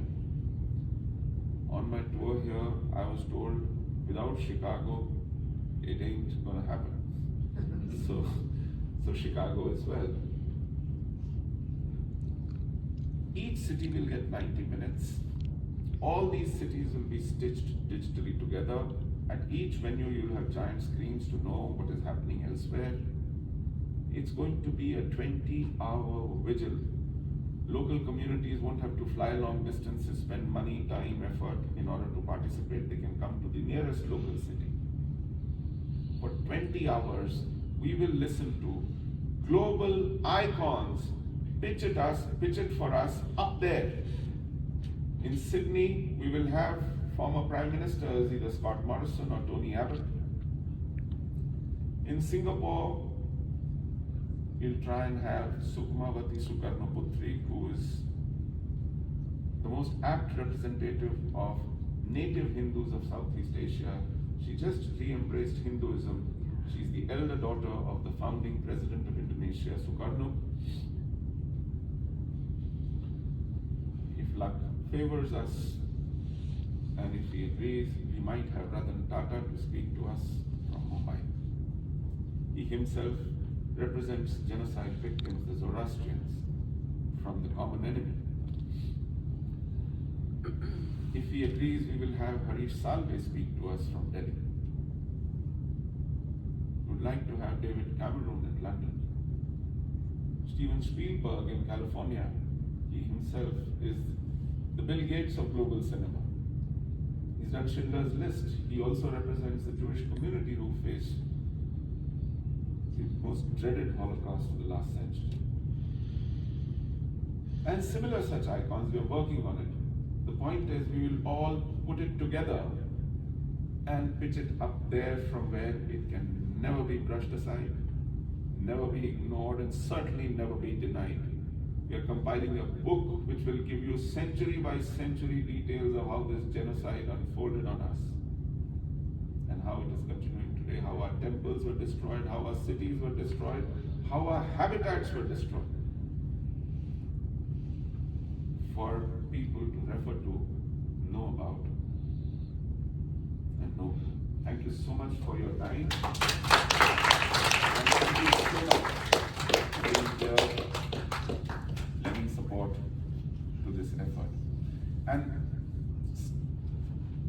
hearing this, and it's very humbling. It's my project, it's not my project. I'm not saying this to flaunt some kind of a modesty or virtue signaling, no such thing. Whole lot of people are part of it, and it will happen because whole lot of people will become part of it and make it happen. It's a privilege to be moving around, talking to people and getting them involved, but we are all in it together. We are in the same boat. And please take it as your own mission. Thank you so much again.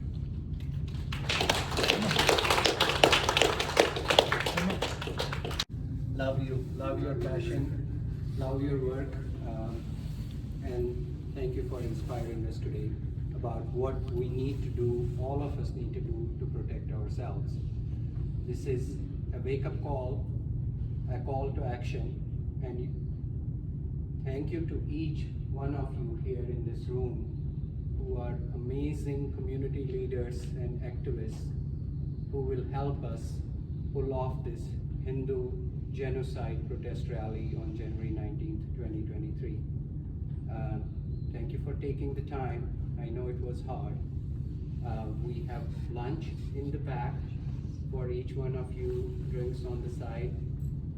Finishing up with her. Lal Vakh. Lal Vakh, okay. Yes, Hema. And please enjoy the lunch here and let us keep the mission going. We will follow up with action items with each one of you. I especially want to thank the leaders who I recently met, Ravinder Shukla ji, Mahinder Sapa ji, Ravi Puri ji, Ram Matakuri ji, Ram Garu, Ravi Garu, Jay Garu, and Vipinder Singh ji. We have Mr. Gupta here, Subhash Gupta ji, along with his Satish Gupta ji is here. Thank you for making it here. We are common in the Youth for Congress. Youth for Nation, I represent here. Yes, of course. Thank you so much for turning up. And I think he has a garland for. He has a bouquet. I mean bouquet, sorry. Professor Murthy had mentioned about you. I'm sorry I couldn't get in touch with you. We got, the program said 10 to 2. I said 4 hours will be too much. It's an honor. Thank you so much for coming. I'm grateful for your presence. No, I'm grateful to see you.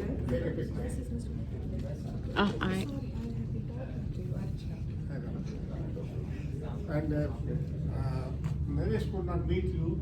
He has a fractured, so he could not make. But he will represent all of you in Canada in a big way. So you can count on that support. And next I will give you 2 flags on stand. That's from me. I'll give you an American and Indian flag on the stand to you. Thank you so much. I'm very grateful. Just observe that we can list the 2. But we have a beautiful flag, all Khadi from 1980. I believe you, but you have to carry and then you have to fold it. But if you carry on the stand, so it can sit on the podium where our Pandit will stand. I'm grateful for your presence. We are here. Thank you, Satish ji. Appreciate it. And with that, we will conclude by Lal Vakh from. Thank you again, guys, for coming. Namaskar, everybody. Namaskar. Can we have attention? I would like a couple of minutes. It's a Lal Vakh, and I request Sushil ji to translate it for you. It's in Kashmiri. It's from Laleshwari, who was the poetess for us.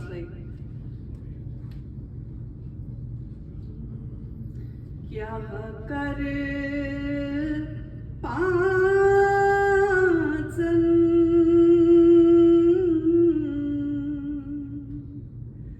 दहन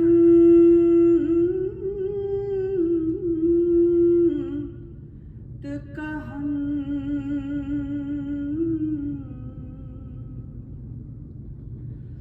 वक्षुन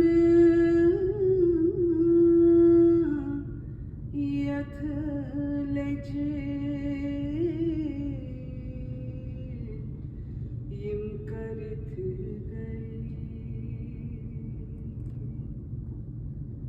वख शुन यथ लजे यम करत गए सरी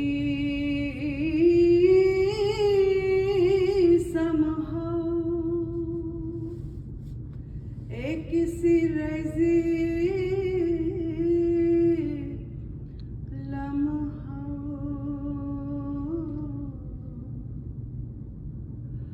आद क्या इसे राय भी है कहूँगा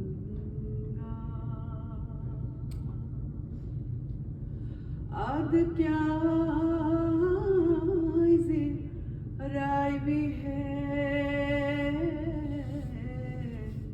कहूँगा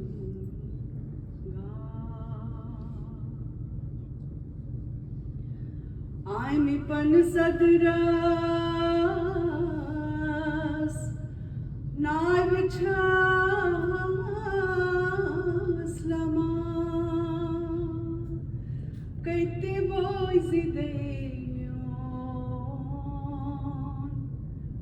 Metidita Amyan Takyan Points and Shama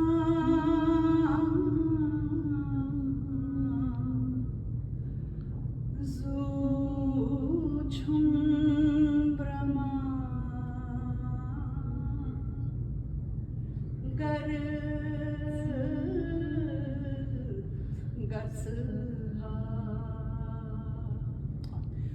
Zo Chumbrama Gar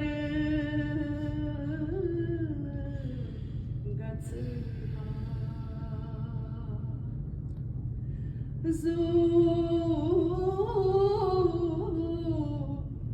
Chumbrama Gar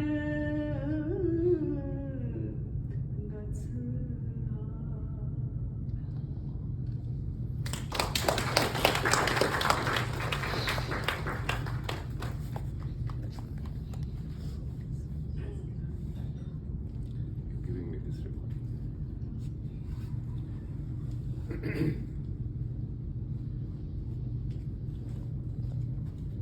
These are very poignant verses from the saint poetess called Laleshwari. She existed in the 14th century from 1320 1394. That was the time Kashmir was transitioning into Islamic rule. First Sultan came in 1339 and she was witness to the mayhem that was unfolding in our society. Before I give you the translation, I must tell you, she never wrote these things down anywhere. She just moved around like a mendicant. She just sang like a cry in wilderness. People heard her, and the power of her words was such that it remained in their memory and in their conversations. They invoked her in their everyday transactions. Her metaphors, her expressions were so lasting that she didn't need paper or pen. It was centuries later, maybe in 18th and 19th century, that somebody decided to compile them because people started to distort them or use them to their own purposes. And that's how she perhaps got into some kind of book. But otherwise, for centuries, she just traveled from mouth to ears and survived in our lore. The beauty was that she distilled the essence of our philosophy and our spiritual tradition into the simplest of words, rescued it from complicated explanations for the unlettered, for the uninitiated. Now what she says in the first, Himaji sung 2 Vakhs, both incredibly profound. In the first Vakh, she says, Kya kar paanch ank dahan kahan? What do I do with the 5, 10 and the 11? Now 5, 10 and 11 has a very interesting connotation. 5 senses. And then 10 senses, Karmendriya and Jnanendriya, as we call them. That is our body. And Kahan, the 11th is Brahmarandra, where all this is getting processed. What do I do with them when the lej is the pot in which you cook your food? My body is being devoured by these 5, 10 and 11. I'm getting finished. If all of them had united and worked in consonance or were under control, working to one purpose, if all the 11 had pulled to the same rope together, we wouldn't have lost our cow. These 11 were going their different separate ways, and despite 11 of them, that one single cow was lost. The metaphor she is using about our life and how, and she's also telling me, losing of a cow is losing of our civilizational, cultural moorings to a hostile takeover. We were going our separate ways. We were busy in our petty conflicts. We were not united. It's a great telling lesson to even, to us even today, when for the lack of unity and petty differences, we lose the cow.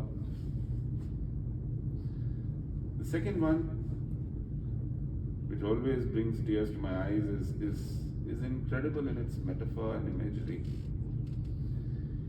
It says, Anipan sadras naichas laman. Anipan is unspun thread. When you see cotton ball, and you stretch it, but don't spin it into a thread, it actually loses its tensile strength. It becomes even weaker than what it was like a ball.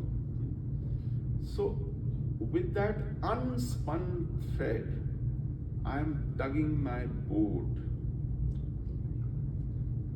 Just look at this imagery. The boat is a metaphor for her life, her endeavors.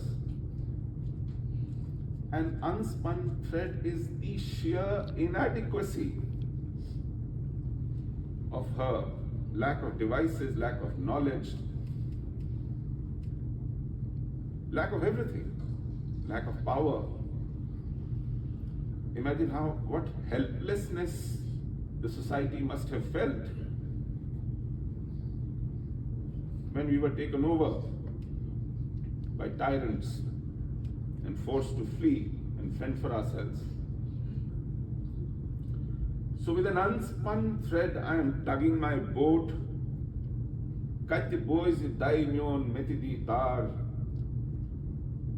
Will my divine hear my pleas and take me across? I'm trying to pull my boat with an unspun thread. I'm in Tarkan, Poins and Shraman. The unbaked clay saucers. You make saucers of clay and then you of course bake them for them to be workable. If you don't bake them and just dry them and put any liquid, it runs out. Water runs out. He says, my life is getting wasted like water runs out from an unbaked clay saucer. I'm in Taikin, Oins and Shraman. While this is happening, Suvchum Brahman Gargats.